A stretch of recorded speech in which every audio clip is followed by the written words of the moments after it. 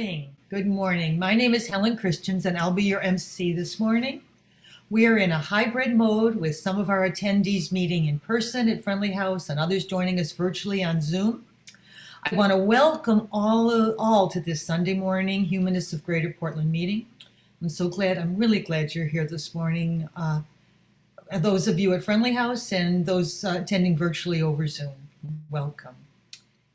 The Humanists of Greater Portland is a chapter of the American Humanists Association.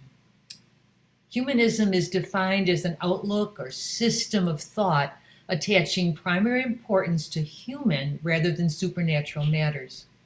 Humanists believe in the worth and goodness of all human beings. Humanists seek to find common values and respect among people. Humanists stay curious and are open as they seek rational ways to solve human problems in their local communities, as well as the world, by listening to others and speaking their own truth to find equitable solutions through science, reason, and free inquiry. Our topic at today's meeting, Rehabilitation, U.S. Correction System, by Caitlin Taylor. Dr. Caitlin Taylor. Dr. Taylor will be discussing the challenges to provide rehabilitation programs in the U.S. prison system. This program especially addresses the humanist commitment of social justice, ethical development, and responsibility. A full list of the 10 commitments can be found on the American Humanists and the Humanists of Greater Portland websites. Ann Henderson, one of our really popular readers, will be doing a reading at today's meeting. Come on in, Ann. You're there at Friendly House. Here I am. This was written by Amanda Shaler, who's just a church, the supermarket, her backyard, an elementary school, a traffic stop, a car wash, your big box store, on a Friday night, a Saturday afternoon, early in the hours of Sunday morning, like white noise, headlines that jar you for a moment, give you pause, and then accelerate the fuzzy numbness, the normal, not normal American way of life, where there will never be enough violence to act, and legislators with fat wallets sit on their hands and do nothing, over and over and over and over, with no plan or place to act, indifferent to the people that bury their kids, their moms, their brothers and sisters, teachers and students, over a misplaced shed or a bad day built up that explodes through a barrel. It will never be enough. Our truth is that we accepted this way of life years ago, whether we wanted to or not. A very powerful reading and at such an emotional time in our country. Thank you so much. I'd now like to introduce today's speaker. Dr. Caitlin Taylor is an associate professor in the Department of Sociology and Criminal Justice at Salle University in Philadelphia. Her research centers on mass incarceration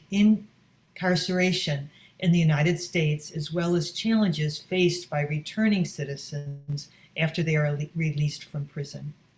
At LaSalle, Dr. Taylor values the voices and actions of people currently incarcerated in criminal justice reform strategies.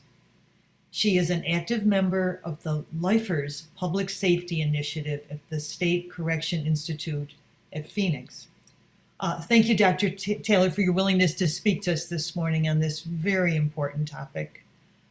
Somehow connected, and I feel in some ways to what Ann's reading today. So thank you. Welcome, Dr. Taylor. Thank you so much for the invitation to be here. I really look forward to our time together. I do have a PowerPoint to get through to aid in our understanding of some of these concepts. So bear with me just a moment to get this up. Well, so good morning or afternoon from here on the East Coast. Thank you so much to the humanists of Greater Portland, and particularly Joyce Lackey, for inviting me to join you today. As mentioned, I'm a professor of criminal justice in Philadelphia, and so I'm really looking forward to talking today about rehabilitation and reentry issues in the U.S. corrections system. Let me start by giving a broad overview. I'd like to first provide an overview of some of the challenges or obstacles with providing rehabilitation in our US prison system, as well as some of the obstacles to successful reentry. And so reentry is what we call what happens when people are released from prison or jail. So we'll start by looking at some of the characteristics or challenges that people tend to bring to prison with them, then examine how prison can make those challenges even worse, and then finally how reentry creates additional obstacles to success. And so considering these multiple layers of challenges, I want us to end today by asking ourselves, if we were to intentionally design a system that actually improved public safety and increased the chances that people stopped committing crime or harming others, what would that system look like? And I think it'll be pretty clear that it wouldn't look anything like what we have now. And so I'm really kind of giving you here the big picture takeaway, but I'll fill in the details and provide evidence as we go. But the big picture takeaway is that people who go to prison already start with a variety of social disadvantages already. Prison exacerbates many of those problems, and then reentry creates additional barriers to successful reintegration. But before we jump into all of that, a little background. Why does this issue matter? Who cares? Mass incarceration as it is now in the United States is historically and geographically unprecedented. Nowhere on earth, ever in the history of humankind, have humans put people in cages like the US has in recent decades. As of 2022, we have nearly 2 million people locked up in state and federal prisons and local jails, with the vast majority of those in jails awaiting trial, so still innocent until proven guilty. Another way to think about the scope of mass incarceration is the infographic I have on your screen here. Among people born in 2001, what's the likelihood that someone will be imprisoned at some point in their lives? And this graphic, I think, really does a great job of showing the vast gendered and racial disparity in mass imprisonment. At one end of the spectrum, 1 out of every 111 white women will be incarcerated at some point in their lives, compared to 1 in every 3 Black men experiencing incarceration at some point in their lives. I could do a whole separate talk on the effects of mass incarceration on families and why it matters for communities, but I hope this at least gives you a scope of how mass incarceration and issues of rehabilitation and reentry are so wide-ranging.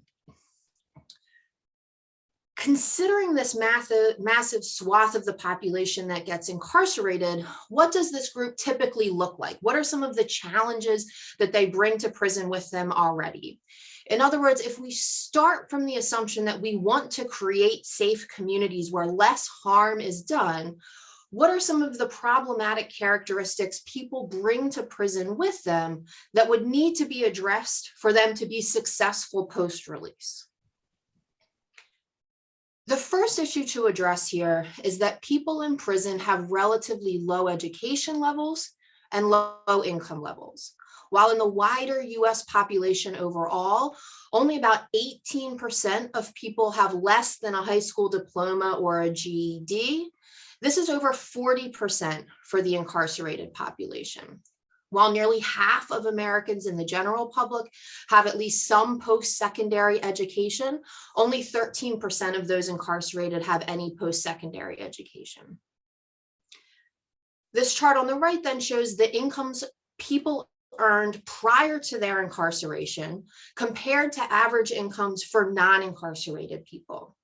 These are also broken down, of course, by race and gender, which dramatically influence income regardless of incarceration status. But looking at these figures, we can see that in every category, people incarcerated had dramatically lower incomes than people not incarcerated.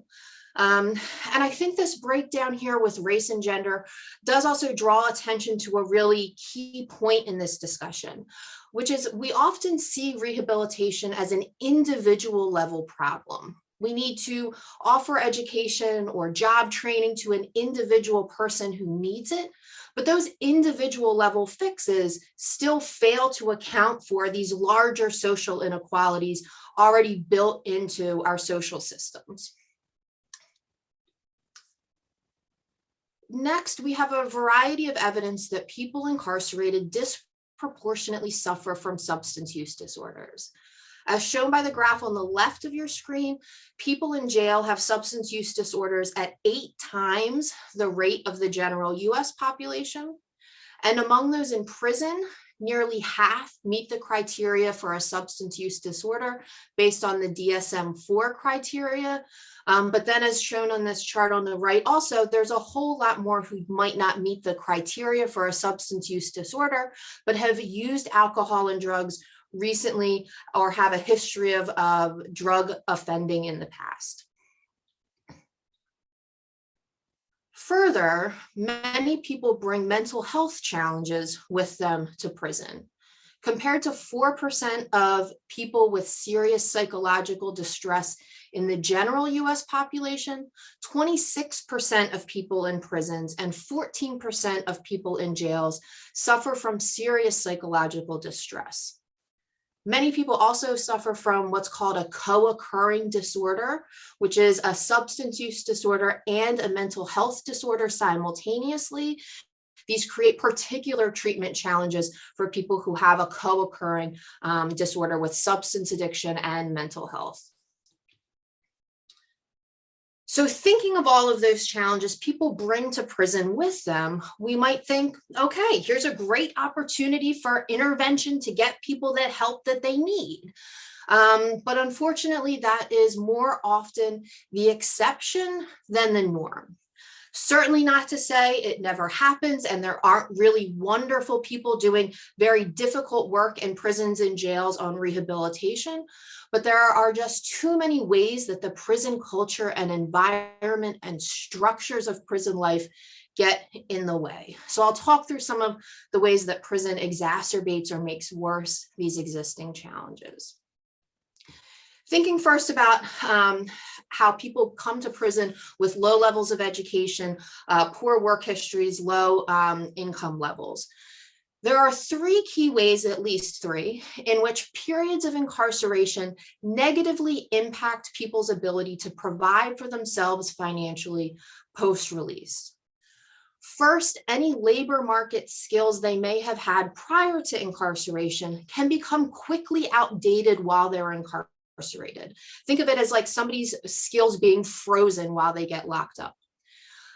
Even if someone is lucky enough to be able to participate in a vocational training program while incarcerated, it's likely that program may use outdated equipment or old textbooks and not be up to date with modern labor market skills. Second, prison can understandably have negative impacts on someone's work ethic. Even for those lucky enough to get a prison job, this is not the typical 8-hour-a-day shift. And they tend to make just a few cents an hour. Where I am in Pennsylvania, prison wages are between 19 and 40 cents an hour. There are 3 states that actually have 0 cents an hour for prison jobs. And so, of course, this is something that's going to build resentment and anger and impact people's work ethic. And then lastly, when people are incarcerated, their social networks weaken, shrink, or even dissolve.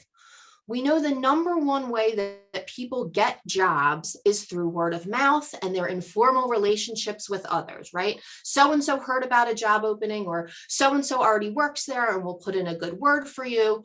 We have lots of research documenting the negative impacts of incarceration on people's social networks. And again, while we may see prison as a possible point in which to intervene to improve access to education or vocational training, we unfortunately know that access, especially access to high quality education programs, is very limited behind bars. Our best data for access to education while incarcerated is back from the early 2000s, so it's a bit outdated now, but the government estimates done at the time showed that only about half of people incarcerated received any type of education program whatsoever while incarcerated.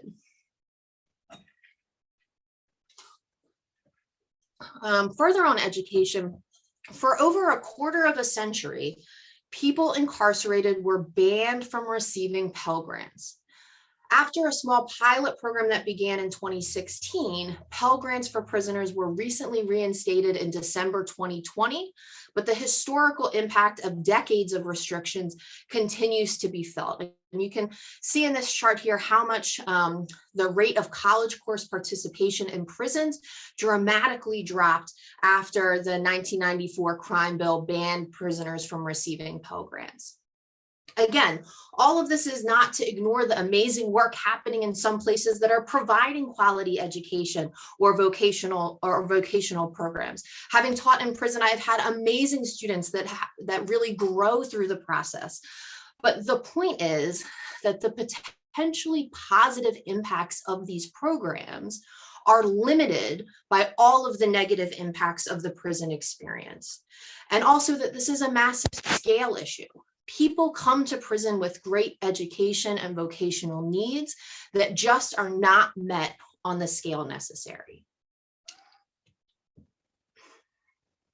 Similarly, when thinking about the ways the incarceration experience impacts substance use disorders, we again see a huge gap between those who need treatment and those who actually receive it. Only about a quarter of those in prisons and a fifth of those in jails receive any type of drug treatment program. Unfortunately, the majority of these programs that people do receive are ones for which we have really limited evidence of effectiveness, such as self-help groups or education programs. Fewer people even get to participate in the intensive and more effective residential treatment programs or medication-assisted treatment programs. We also know that drugs are everywhere in prison. It is unbelievably easy for corrections officers to smuggle in contraband. They get paid handsomely for it. And then they have a remarkably strong corrections officers union to protect them if they do get caught. So pair the lack of treatment with the ongoing temptation of easy access to drugs behind bars, plus the trauma that people experience as a result of being locked up, having their liberty taken away, separated from their loved ones. And it should be no surprise then that people come out of prison with the same or even worse drug problems than they went in with. Turning next to mental health and how prison exacerbates existing mental health problems or creates new existing mental health problems. The dehumanizing, coercive, traumatic institution of prison is probably the absolute worst environment we could possibly conceive of for people who suffer from mental health problems. Once again, access to treatment is a major issue. Less than 40% of people with a history of mental illness receive any treatment while incarcerated, let alone high quality, research-based effective treatment. And among those who were at least partially coping with mental health challenges by taking medication at the time of their admission to prison, over half of them no longer continue receiving that medication while they're incarcerated. We also know that effective mental health treatment requires an open, trusting, therapeutic relationship between the client and treatment professional. That is very difficult, perhaps even impossible to build when someone knows that anything they say to a counselor could be held against them in a parole application for their release. Prisons are also designed for security, not treatment. The photo I have displayed here is from a recent lawsuit in Arizona, in which prisoners were locked in these cages during sessions with mental health counselors. Prisoners were kept in restraints while in the cage, and it was reported as part of this lawsuit that people often understandably totally declined their counseling sessions because they didn't want to be locked in the cage. It does not take an expert to see that this is not conducive to effective mental health treatment and could cause additional or new mental health issues. The excessive use of solitary confinement is another thing for which we now have decades of evidence on how it creates new and exacerbates existing mental health conditions. Solitary confinement is when someone is held in a cell alone for 23 plus hours a day, a cell that is approximately the size of a king-sized bed or a parking space. And at any given time, we have an estimated 80,000 people held in solitary confinement, with some estimates exceeding 150,000 people in solitary. Evidence indicates that solitary confinement does not have the intended effect of improving prisoner behavior. It actually increases recidivism post-release. Most relevantly, though, solitary confinement is associated with both short-term and long-term psychological ailments, ranging from panic attacks to depression, paranoia, anxiety, and even hallucinations. So to review so far, we see ways in which the problems people bring to prison with them are not cured or rehabilitated and potentially made even worse by their prison experience. Then, when people are released, they face additional obstacles that inhibit their reintegration. Many may be challenges that are just a result of them being away for so long, like having to reconnect with family and loved ones. But other things are legislatively imposed obstacles to successful reintegration. We often term these civil disabilities or civil death or invisible punishments. These are civil liberties that people have been stripped of as a result of their criminal histories. The first thing we discussed, right, was the people bring to prison with them challenges of low income levels and low education levels. And all of these things can get worse once someone is released. Their obstacles, once they are released, are even higher to achieve financial stability. Depending on someone's jurisdiction, the state or county that they're in, and the type of offense history they have, there are countless occupations that people are legally banned from holding. This can be a ban on working anywhere that money is exchanged or alcohol is sold, or working as a teacher, daycare worker, or real estate agent. The bans on getting a barber's license are particularly infuriating because so many prisons have vocational training programs on how to become a barber. And then when someone is released, they can be legally banned from getting a barber's license. We also know that people face great stigma and discrimination from employers. If they have to check that criminal history box on an application or an employer runs a background check, that's a pretty quick way to eliminate someone as a candidate to be hired. But we also have a lot of research on the role that racial discrimination in hiring, how that makes all of this even worse. The chart that's on your screen is based on the work of a former Princeton sociologist named Deva Pager, which has since been replicated in a number of different sites. Essentially, what she and others have done is to create a bunch of fake resumes that are exactly identical in terms of education levels and work experience. The only difference is that one set of resumes will have a criminal history and the others won't, but they'll be matched on everything else for work history and education level. She then send out some fake applicants, some of whom are Black and some of whom are white, to submit applications and resumes for different jobs. We can then compare who gets a callback for an interview and who doesn't when using these fake resumes. Looking at this chart, what's really remarkable and maddening is that callback rates for white men with a criminal record are higher than callback rates for Black men without a criminal record. I will say that again.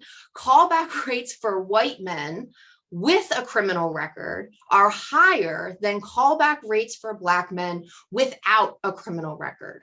All this to show that getting hired with a criminal record is very difficult, but getting hired when you're also a person of color is even more difficult. And so I also checked to see that Portland, like my hometown area of Philadelphia, has a pretty tough what's called ban the box law. In both of our cities, employers are not able to do a background check or ask about someone's criminal history until after a provisional offer of employment has already been made. Then, after that provisional offer of employment has been made, they're allowed to ask about someone's criminal history or run a background check. And if they decide based on what they find, they no longer want to hire that person, they need to make a case for why it's an absolute business necessity that they don't hire them. So for many activists and reformers in this space, 10 years ago when cities started doing ban the box, this was seen as a great victory in addressing employment discrimination based on criminal history. Unfortunately, though, we've had some recent research to reveal that ban the box has really helped white people with criminal histories get hired, but has negatively impacted hiring for people of color regardless of their criminal history. Researchers have termed this issue statistical discrimination. If an employer cannot ask about someone's criminal history, when a person of color applies, they're just going to assume that that person of color does have a criminal history and not hire them from the beginning. So we have much broader work to do in racial discrimination in hiring, as well as criminal history stigma in employment. Some other civil disabilities related to financial stability. In terms of education, the FAFSA form, that's the federal financial aid form for college, asks about drug convictions in the past. In one study done of this, of the impact in the early 2000s, it was found that over 200,000 students were denied federal student aid due to a previous drug conviction. So this impacts a lot of people. And while people can still be denied private and public student loans based on their criminal history, I will note that one positive step forward in this area was that the criminal history question was dropped from the Common Application a few years ago. So the Common App is this one universal application that a lot of universities and colleges all use. It's the same one. Another obstacle, though, contributing to financial stability are bans on receiving public assistance, such as food stamps for those convicted of felony drug crimes. States have the option to opt into or out of this ban with some financial consequences if they opt out. So for a population of people who already experience great financial instability, many also have this government-sponsored social safety net removed from them as well.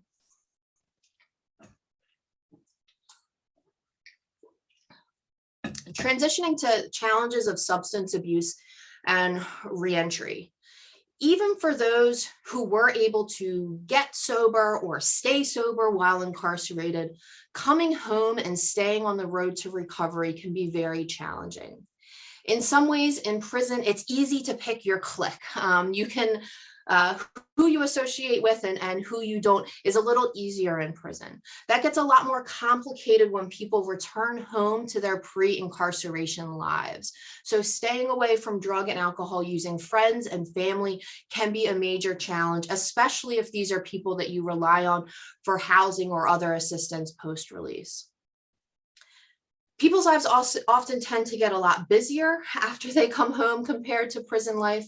And as part of their probation or parole supervision, they may be mandated to participate in outpatient treatment sessions twice a week or 3 times a week. And on one hand, this can be really great for some people if it is high quality treatment. But on the other hand, many people report that this is an overwhelming obligation in order to fit into new schedules of employment and childcare, other supervision requirements, etc. In an ideal world, thinking about mental health, someone receiving quality mental health treatment while incarcerated would be set up with what's termed a seamless continuum of care between prison and reentry, so that someone already has their medical benefits set up and they have access to more than just 1 week of medication when they leave prison. And while a few small-scale programs have been set up to do this, these are extremely rare. Those with mental health challenges who are able to be successful really rely on the support of loved ones, but that can be a challenge as well. Oftentimes, someone's past crimes may alienate them from their families.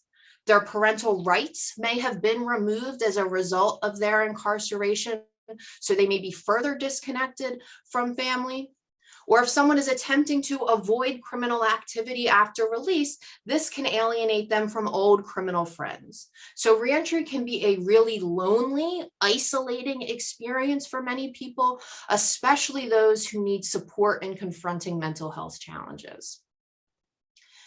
Success also requires a level of stability, such as housing stability, but we set up a number of obstacles for that as well. Right? Stable housing generally requires large deposits, first month and last month's rent, security deposit, which can be inconceivable for someone released from prison with next to nothing. There can also be long waiting lists. Landlords can legally refuse to rent to someone based on their criminal history. There are also then bans for living in public housing for those with certain criminal histories. Some jurisdictions, Philadelphia included, have opted out of this federal ban, but in many places, someone with a criminal history is banned from receiving public housing or from living with someone in their public housing. So if somebody comes out of prison or jail and needs a place to stay, maybe their grandmom lives in public housing and she says, oh, you can stay with me for a little while. They are actually putting that grandmom at risk of eviction by staying with her. It's also, I think, at this point, key to note here how many of these obstacles, like bans on public assistance or bans on public housing, disproportionately impact people of lower socioeconomic status. If I'm middle class or wealthy, it doesn't matter that my criminal history bans me from receiving food stamps or public housing because I don't need those things anyway. So the fact that these have such a disproportionate impact on certain populations is also a really key point as well. And so considering all of these obstacles or barriers to successful integration, perhaps it should be no surprise that people tend not to be successful post-release. We know that within 5 years of somebody's release, 70% of people have a new arrest and nearly half return to prison. There's a real kind of perspective choice here. One way to look at this, and probably the way that's most commonly portrayed in politics in the media, is to look at this and say, wow, reoffending rates, that's rates of recidivism, are so high. But considering what we now know about the obstacles to success, might a more appropriate interpretation be, wow, how does anyone not reoffend, right? Why isn't this 100%? When people come into prison with a variety of disadvantages to start with, then the prison environment could not possibly be more conducive to trauma and criminal thinking. And then when people are released, we do nearly everything possible to restrict them from fully integrating into society. How could we possibly expect success? And so this leads us to the big question. Are these issues that can be reformed with piecemeal fixes like ban the box or greater access to rehabilitative treatment? Or do we need to totally re-envision our system under a goal of abolition? I think there tends to be a lot of misunderstanding and myths about the abolition movement. So I'd like to offer some details about abolition as opposed to reform, right? Rehabilitation, improving access to rehabilitation is really about reform. So let me give the big picture difference between these first. Reform is essentially the idea that we can continue to use prison and police to generate public safety. We can just do it more humanely or more effectively if we make reforms to police and prison.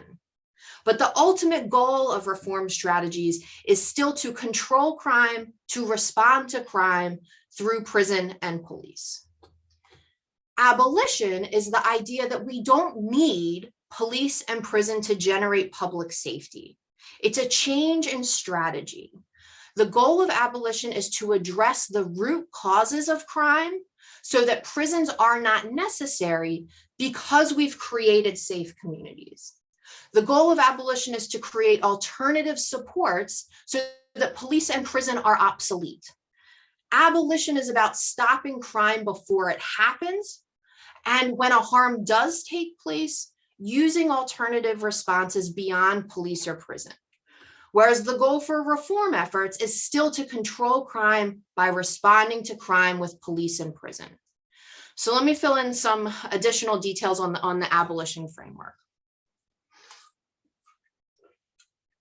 A helpful starting point in a prison abolition discussion is to think about what are called the 3 pillars of abolition, or sometimes termed the attrition model. And so think about what attrition means, right? It's not an instant end to something, but a gradual shrinkage.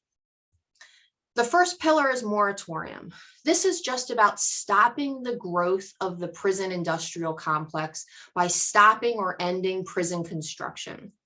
The photo on your screen here is of activists associated with an organization called Decarcerate PA, who staged a sit-in 7 or 8 years ago now during the construction of the largest state prison complex close to Philadelphia. At this time, the city of Philadelphia was closing down schools, but our state still doled out $400 million to build a new prison. Decarceration is the second pillar. This is about working through existing legal strategies to get more people out of prison. So supporting people in the parole applications process or in the pardons or commutations process, all working through existing legal strategies to reduce the prison population. The third pillar is perhaps most key, which is excarceration. This one is really about how do we start working to create a world in which prisons aren't necessary? How do we address the root causes of crime so that we don't need prisons? This includes, on one hand, decriminalizing things that might not need legal intervention, decriminalizing things related to mental health episodes and drug use, sex work, but also funding prevention programs like quality mental health treatment, sustainable housing, rehabilitation services, etc. Excarceration is about how do we work towards creating or designing a community in which crime is less likely to happen. Some scholars point out that this is really different from reform because reform efforts are about pain management, while abolition deals with the actual source of the pain. So it's not just about the absence of prison, but the presence of the necessary social supports and care to create healthy and safe communities. One of the early thought leaders in the prison abolition movement is Angela Davis. Her 2003 book asks a very simple question: are prisons obsolete? And she writes that in most circles, prison abolition is simply unthinkable and implausible. Prison abolitionists are dismissed as utopians and idealists whose ideas are at best unrealistic and impractical, and at worst mystifying and foolish. The prison is considered so natural that it is extremely hard to imagine life without it. And so her work really breaks down why we take prisons for granted.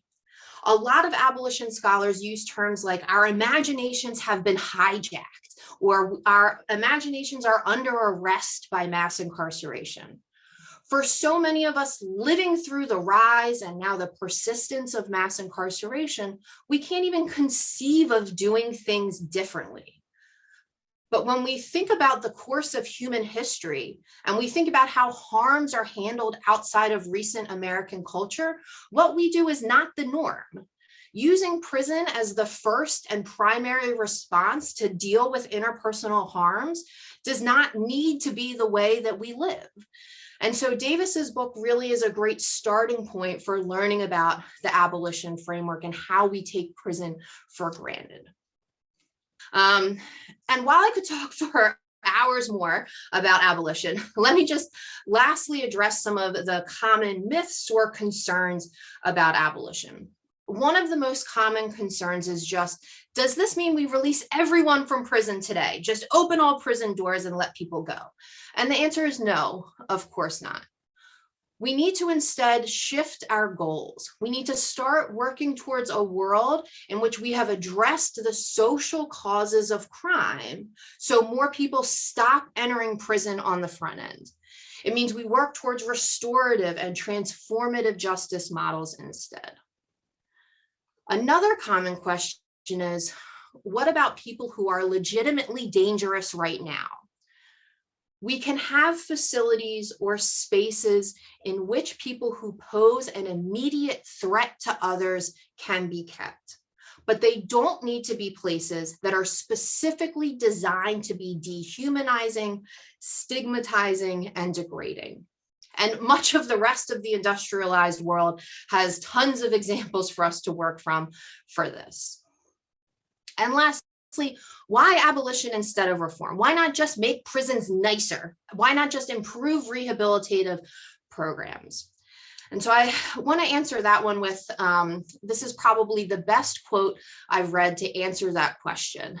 It's from Keeanga-Yamahtta Taylor, who is an African-American studies professor at Princeton and a bit of a national thought leader on issues of race, especially anti-Black racism. You may have seen her on CNN, MSNBC, et cetera.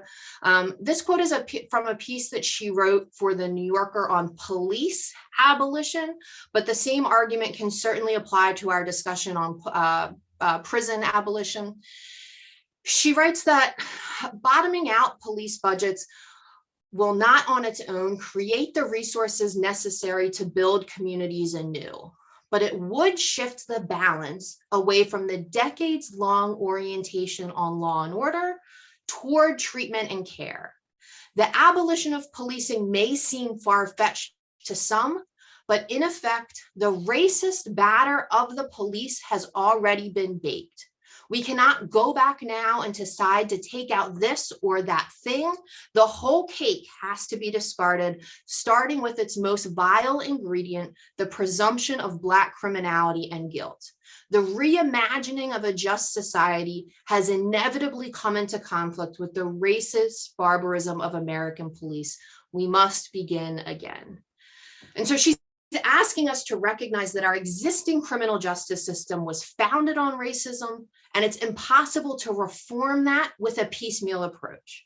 We need to totally re-envision how we accomplish public safety and healthy, thriving communities in a way that's outside of police and prison.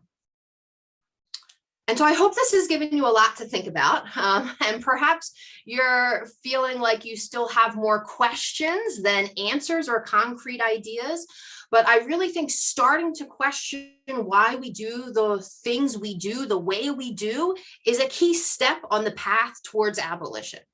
So having more questions than answers or concrete ideas in your mind right now is perhaps a good thing.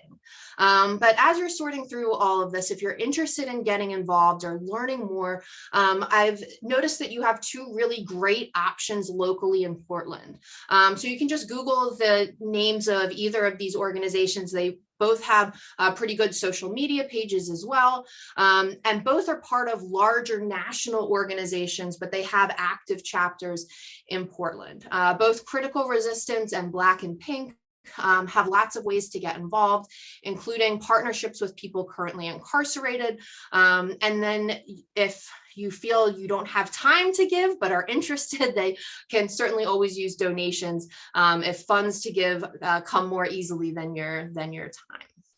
So I wanted to share those as great opportunities. But thank you so much for your time and attention. I really look forward to hearing your reactions and hearing your questions. Wow. I got a question. Wow. Thank you. Oh, Caitlin, that was superb.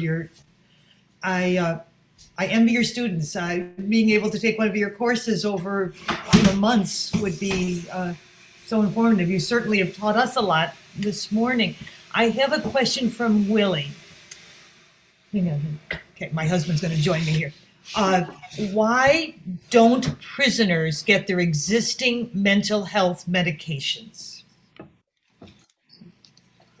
So this was the part about how many people who come in with medications that they're already taking and then they're not continued into the while they're incarcerated. Lots of reasons for this. One is just a capacity issue. So oftentimes in a large prison, there can be 3,500 people incarcerated in a prison, and they have one psychiatrist for that entire institution. We generally just don't have the system set up that people's approved medications from the street automatically carry into prison. There's similar challenges, not just for mental health medications, but people's physical health medications. Oftentimes those are seen as taking priority. Somebody can get in to see a medical doctor faster than they can for the one psychiatrist in the whole prison. So part of it is a capacity issue. Another issue is that prisons are very, I don't want to, maybe nervous isn't the right word, but concerned about whether or not people will actually take their medication or try to keep it in their mouth and then sell it to somebody else within the institution, especially if it's something that can be mind altering or a narcotic. And so there's lots of complications that these require several approval processes to get through. Okay. Great Thank question. you. Ringa, you have a comment. Can you please come in on your Zoom? Yeah. Okay. I have this comment that you have very nicely elaborated the problems and so on. But what is the root cause of this one? Now, is it the attitude of the general populace, or is it just a group of people like the police, justice system, legislatures, and policy makers, and so on? Now, how do we change it? Of course, it's desirable to change it, but it's a very difficult one. Even for a simple fact, like, for example, I was struck by the fact that very large number of people are being handcuffed and shackled, which you don't find in most countries, even in developing countries. It's a much larger scale that happens here. This is really a human rights problem. And who tolerates this? Is it the general public or is it the policymakers? Okay, now, is it possible to fix it, to at least make a dent on it? It's not easy to eliminate this one. Can we make a dent? One model could be like what we had for the Healthcare Act. Okay, it's a complex problem, but it at least solved some issues of that thing. Whether is it possible to have, it is more complicated problem here, but can we do something like that in order to at least make a dent on the problem and start the action? Great questions. I wish we could have a whole hour to talk about just those two questions. Let me first address the part about what causes this, and is this issues with the general public versus the policymakers and politicians. This is, if we look at the history of mass incarceration and how we got to this idea that prison should be the ultimate response to crime, really gave rise in the 1980s, where we did have huge increases in violent crime. The public was legitimately concerned about the crime problem, particularly the violent crime problem. Politicians were in a tough spot in that circumstance. The public was calling for them to do more. If I'm a politician, knowing that my ability to get reelected depends on showing that I did something to address the crime problem, if I want to do something to address the root causes of the crime problem, like improve school funding or access to jobs, improve communities, make places safer, improve access to quality healthcare, right? All of those things take time to see the benefits of, right? For if all of a sudden a politician said, I'm going to do this the way that we're actually going to address crime, the root causes of crime, instead of just responding to crime after it happens, they're going to be out of office by the time we see the benefits of those things, right?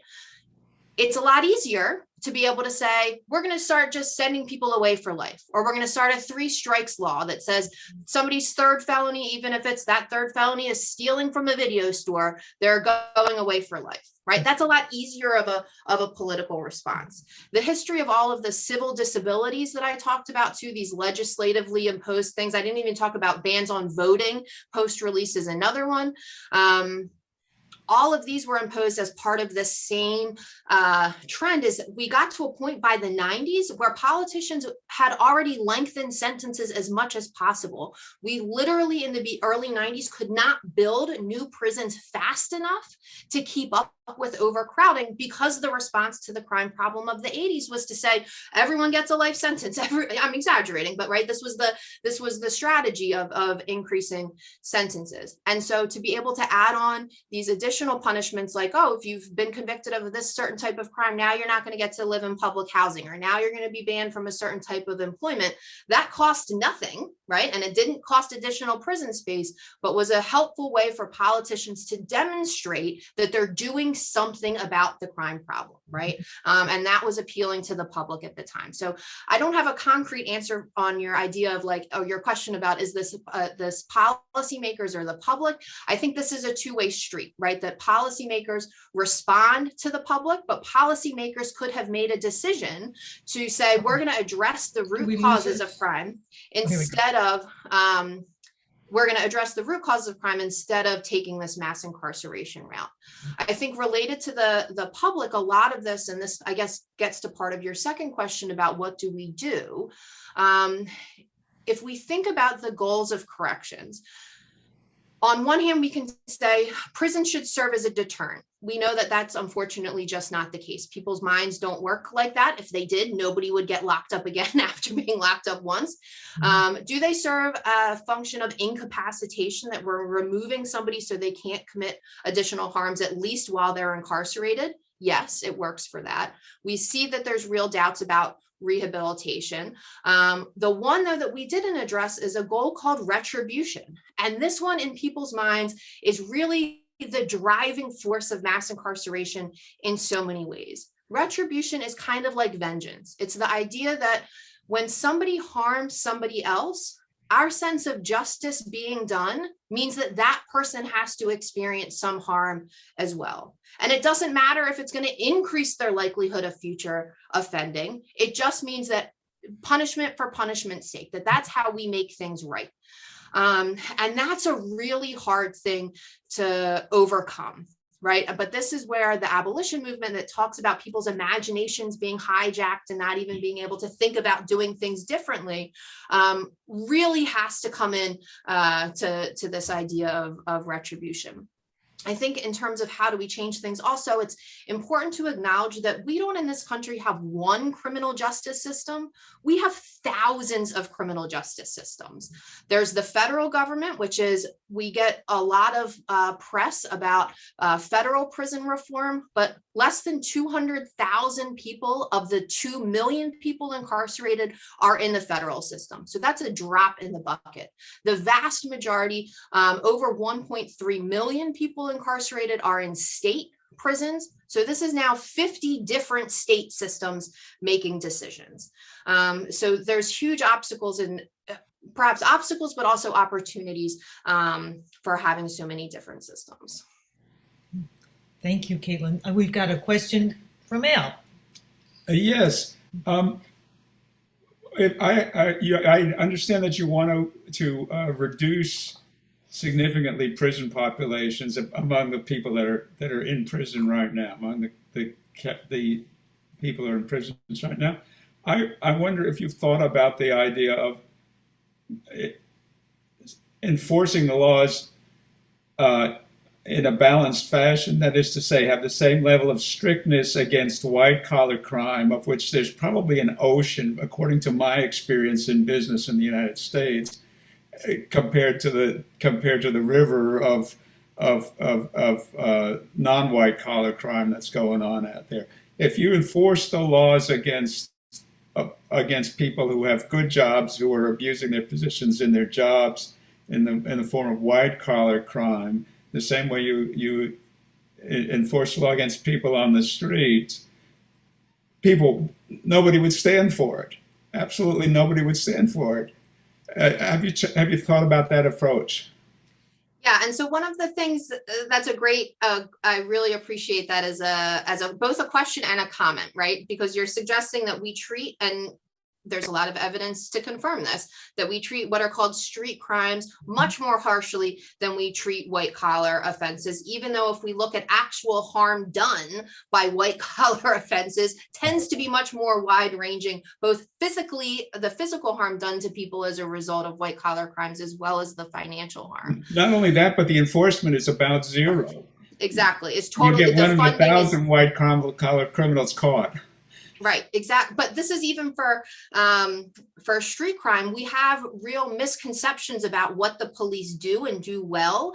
In Philadelphia, for example, the homicide clearance rate, that means the number of people or the percentage of people arrested after a homicide takes place, is astronomically low. It's something like 33%. That literally means over half of people, or 2/3 of people who commit a murder, literally get away with murder. And this is for something like homicide, right? But your point is, I think, still spot on, because we're still devoting resources to policing street crimes in a way that we don't to white collar crimes. Here's the hard part, though, is that if we're coming from an abolitionist perspective, switching our minds away from being able to say it's these white collar criminals who are the bad guys that we really should be enforcing and punishing, that's not consistent with an abolitionist mindset then either, right? But it's the people who are most reprehensible who do the worst that is really going to test an abolitionist mindset, if that makes sense. Yeah, it's the problem of, since there's so little enforcement against white collar crime, it's very uneven and unfair amongst the white collar criminals, and to strengthen that system to start out, it would appear very unfair. But you've probably got the same thing going on the street crime side too, so why the heck not? There's so much of criminal justice system, and I tend to use the term criminal legal system, because using the term criminal justice system assumes that there's real justice happening here. But there are so many points of involvement in the criminal legal system that are just straight luck. What somebody's experience is going to be if they happen to get caught, who their judge is, who their probation officer is, who their prosecutor is. It's really, excuse my language, it's a crapshoot, right? It really is a crapshoot. Mm-hmm. And so if we think about, like, is the justice system doing what we think it's doing? Starting from the point about how arbitrary and based off of luck it is, can be a helpful part of that perspective too. Especially the problem with the bail system. Yes, we could do a whole separate talk on bail, right? Like, we literally in the United States, if you have enough money, you get out of jail. Whatever. Like, it's mind-boggling, right? Like, this is what we do. And we've also had the whole idea behind bail is that it's going to make people an incentive for people to appear. We've had since the late 80s research that just does not work. Money is not the problem or the incentive to make people show up. Oftentimes it's not somebody's own money going up. It's somebody's grandmother put up their house to be able to pay the bail bondsman to show up. The biggest thing about getting people to show up for court when they're supposed to is we've done evaluations that if people get text message reminders or letters in the mail about what their court dates actually are, or somebody goes to their house and just knocks on the door in the morning and says, remember, you have court today, that makes people show up more effectively than cash bail. Wild. Thank you. A comment from Robert Sanford. With a new look at prisons, we could use former facilities to house the homeless. All the housing, the classrooms, the food service, the exercise options, they're already there. Great comment. I 100% agree. Part of the challenge, I think if we were taking away newly built prisons, that would work very effectively. Part of the problem, though, is that so many of our facilities are crumbling. There's a whole community of scholars looking at issues of environmental justice within prisons and all of the health problems people experience in prison because they are older facilities without access to sometimes clean water, let alone other resources. Yeah. Okay. Question from, I'm just gonna make sure I get from Joyce. Two-pronged question of sex offender treatment and text behind obstacles justified as protection against drugs. And Joyce, you may need to clarify that a little bit. Well, sex offender treatment maybe is more of a statement. I write to a sex offender who's incarcerated in North Carolina, and he tells me that he has applied for the SORE, Sex Offender Rehabilitation, I think that stands for, time after time for several years and has not been accepted yet. So he's not getting treatment. And that might be just be a comment. But the other is a question. When I first started writing to him, the communication went pretty evenly. But shortly after that, another company came in called Text Behind, and I have to send everything through Text Behind. They read the letter. They then send it on if they think it's appropriate, or they don't if they don't think it's appropriate, whatever. But it creates a large delay. And if I want to send certain kind of documents, I have to pay so much per page. So I wonder if it's just another new level of profit making on the backs of the incarcerated and their families. Yes. The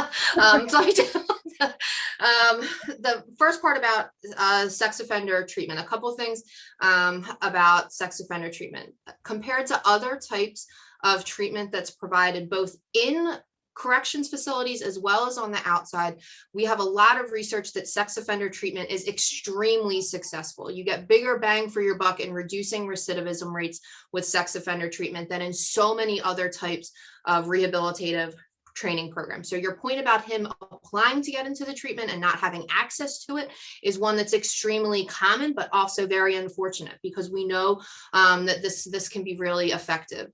From the jump, though, here's kind of a myths and misconceptions thing. We often portray in the media and among politicians as people who commit sex offenses as having the highest reoffending rates. In reality, they have the lowest as an overall group. It's people who have committed drug offenses that have the highest rates of recidivism. People who have committed violent offenses have the second lowest recidivism rates, with people who have convicted of sex offenses having the absolute lowest recidivism rates. This is also, the caveat to that, though, is that people who have committed sex offenses are really wide ranging, right? And so kind of quick overview thinking about this is that there's, on the spectrum of people who have been convicted of sex offenses, there are some people who can only experience sexual arousal in a deviant or unhealthy or harmful way, right? Either only through like power rape or through inappropriate relationships with kids, etc. The vast majority of people who commit sex offenses, though, can experience healthy, normal sexual arousal in addition to the deviant ways. So it's really only this small population that is unable to experience sexual arousal in a normal, healthy way that have the highest rates of recidivism, right? But the rest are extremely amenable to treatment, and we have lots of evidence of treatment effectiveness. But again, it's an access issue, a capacity issue. The point about the male is Pennsylvania has done this in recent years also. It started in, the story behind it in Pennsylvania is there was a scare about K2, a synthetic form of marijuana, coming into the institution, and that's how they defended this decision to contract out to a private company that's actually based in Florida, not near Pennsylvania. That's any mail that gets sent to somebody is scanned, digitized, and then it's sent to the person incarcerated. And if they have a tablet, then it goes to their tablet. If not, a CO has to print it out for them and hand deliver it. So yes, this is a money-making issue. This is a hundreds of millions of dollars that are contracted from states to State Department of Corrections to these private private businesses. So money is one incentive, but it's also a security incentive, but not related to drugs. We had multiple in Pennsylvania. Medical professionals testify that corrections officers cannot get sick by touching K2 on mail, that was just, it's not happening. So corrections officers who were claiming that they were getting infected with K2 through the mail, like it doesn't work that way. The science doesn't add up. But that was still the main argument given for why this should go through. One that I think is an actual security issue, although I disagree with it, is being able to have all correspondence digitized. Means that if any like gang membership or discussions of criminal activity take place through the mail, they have all of that searchable and accessible. To me, though, the benefits do not outweigh the harms. Think about particularly for parents, the majority of people incarcerated are parents or grandparents. They no longer can receive a photo of a picture that their child or a grandchild might have drawn and actually be able to hold in their hands the original drawing that kid made, right? It's instead of oftentimes poor image quality photo of it. This might seem like, well, what's the big deal? But for somebody who's away for decades, and this is the only, communication that they might have with people, that's really powerful. Thank you. Thank you. A question from Kathy Moy. Can you talk about issues with the parole system and the impacts of increased victim involvement in sentencing and parole? Yes. Issues with parole. So this is another one that we have so many different systems, right? Every state has its own parole board, and parole boards function differently depending on the state, depending on the type of crime sometimes. Does a person need unanimous agreement from the parole board to be able to be approved? Or if there's 5 people on the parole board, do they just need a majority? A common obstacle with applying for parole is that somebody needs what's called a home plan. So before they are eligible to even apply for parole, they need to show that they have a place to live or somebody that they can live with, and it's at an approved location. That can be, especially for people without many ties to the community or family members willing to take them in, that can be a major obstacle. Parole boards are in very much so the black box of the criminal justice system. Parole boards, when they deny someone, they do not have to give a reason or an explanation. If anyone has ever, a lot of states now have these publicly viewable online, but if anyone has ever watched parole board decisions being made after the hearings are done, they literally just rattle off approved, denied, approved, denied, approved, denied. No explanation given. It's really, people can pair it to like the assembly line of criminal justice. In terms of increased victim involvement, this connects to this black box part. We really don't know for parole boards, because they don't give an explanation, how much impact victim statements have or don't have. I can think anecdotally of cases I know in Pennsylvania in which the victim or victim's family has very much supported someone's application for parole, and they still get denied despite victim support. So that's one that we just kind of don't know how much that matters. But my expectation is that it really varies depending on the individuals on the parole board. Yeah, I also included the part about during sentencing too, that it seems like victim impact statements, I mean, that seems to get more into the retribution aspect, that you're letting the people who want the vengeance having more say. And this is the whole reason that we have a prosecutor that represents the state, not an individual victim, right? The whole goal behind that, or intention behind a prosecutor representing the state, is to protect against an overly vengeful victim.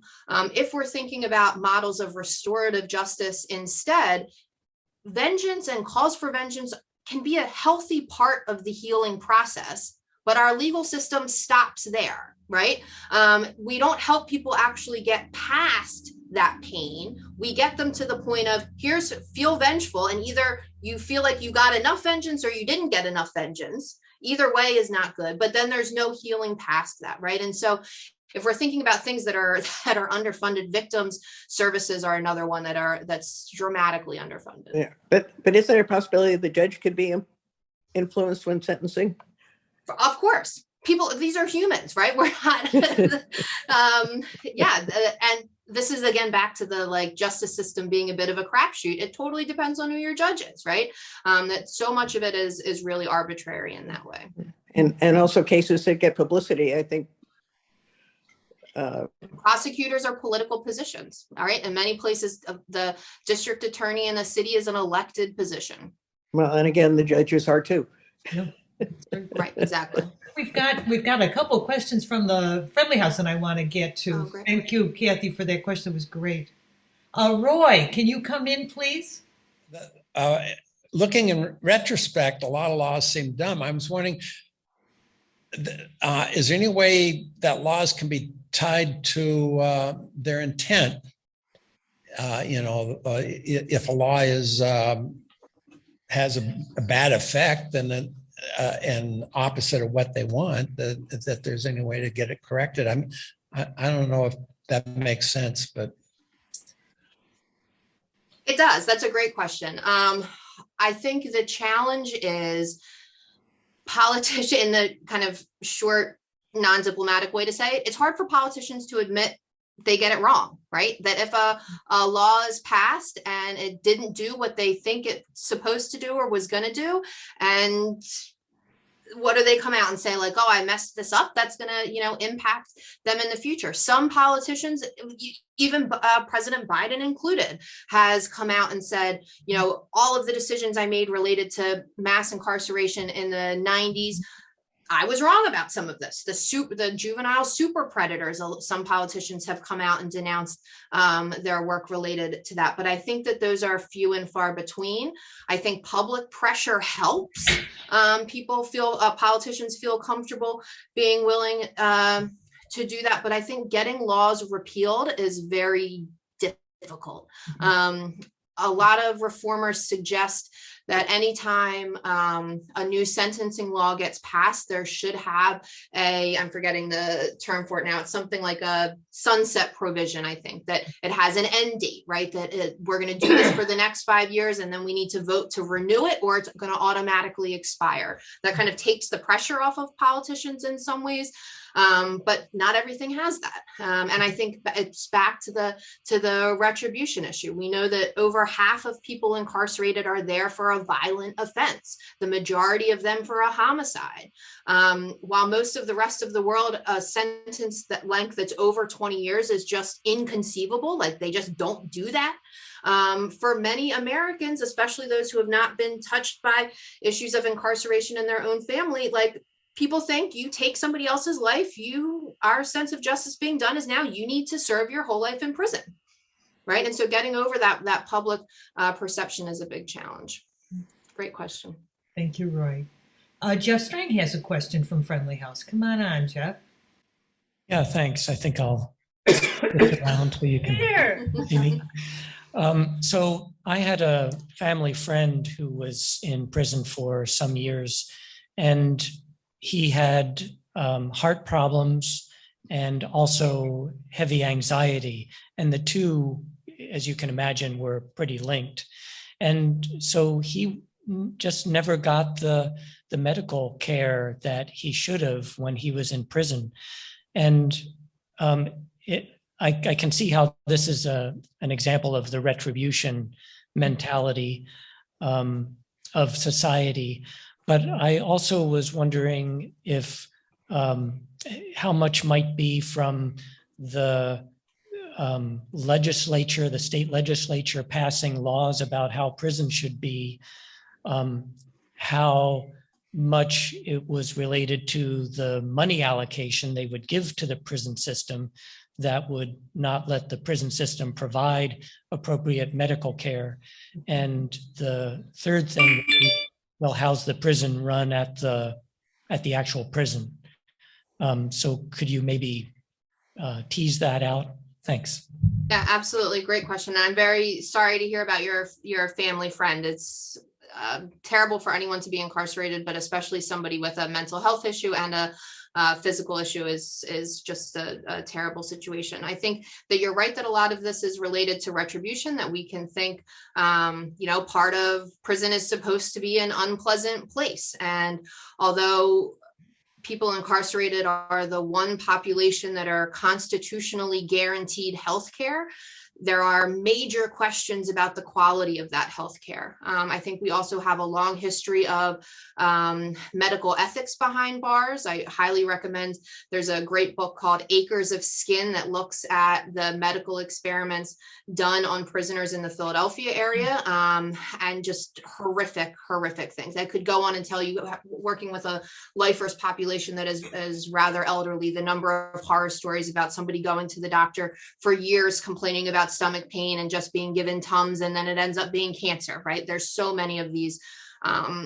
types of stories. Related to the retribution piece, another thing that commonly comes up is something that's called the principle of lesser eligibility. And we think that people incarcerated or people who have committed crimes should be less eligible to receive something for free that the general population doesn't have access to, right? So this is an argument against like higher education in prison, et cetera, but also comes up commonly with medical discussions as well. Your other question then about how much of this is the legislature passing laws, or the where this comes from in terms of budget decisions. The way that this works is every state has a Department of Corrections, or some are called a Department of Corrections and Rehabilitation. This is in most states a cabinet level position of a secretary, so that there's a Secretary of Corrections for the state. And that individual is largely responsible for making budgetary decisions for prisons throughout the state. So if there's a Secretary of Corrections that is much more in favor of rehabilitation, they have real power to decide how resources are used. They're also the one that testifies before state legislators to say, I need more money and here's how I'm going to use it, and make budget decisions in that way. I hope that answers your question. Thank you, Caitlin. I think you did. Okay.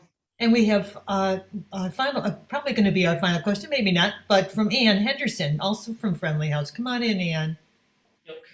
I wanted to know, actually, what made you get into, how did you get into this field? Because, it's not good. What should I say? I mean, it's a field that doesn't make you feel happy.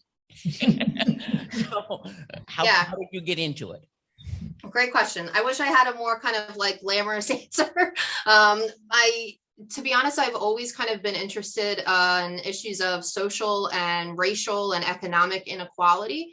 And in many ways, there's no way to find that more starkly than in the legal system and our criminal justice system. So that's kind of how it happened. The real kind of not glamorous story is that when I was applying I know I wanted to go to graduate school after undergrad. My undergrad degree was in history, totally unrelated to this work.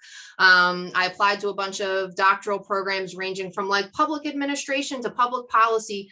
The criminal justice one is the one that gave me the best package and guarantee for funding. And so I kind of fell into it that way, but have obviously been hooked.